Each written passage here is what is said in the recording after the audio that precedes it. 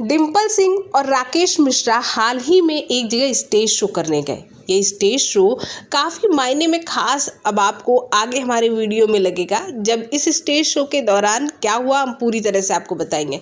हुआ ये कि डिम्पल सिंह स्टेज पर थी, वहाँ पर कुछ लोगों ने पवन सिंह की फ़ोटो मोबाइल में दिखाना शुरू कर दी। अब डिम्पल सिंह कुछ देर तक इग्नोर किया उन्होंने, लेकिन बाद में उन्होंने जब देखा कि लोग काफ़ी ज़्यादा में उन्हें प्रोवोक कर रहे हैं, उन्हें भड़का रहे हैं, तो डिम्पल सिंह ने भी तुरंत इस पर रिएक्ट किया और कहा, जिनकी फ़ोटो आप दिखा रहे हैं मैं उनसे नफ़रत नहीं करती। जो उनसे नफ़रत करते हैं जाइए उनसे बात कीजिए, मैं उनसे प्यार करती हूँ। इतने में वहाँ जितने भी लोग थे सभी चिल्लाने लगे और पवन सिंह के गाने बबुआन की डिमांड करने लगे। डिम्पल सिंह भी खुशी खुशी इस गाने पर थिरकती नजर आई।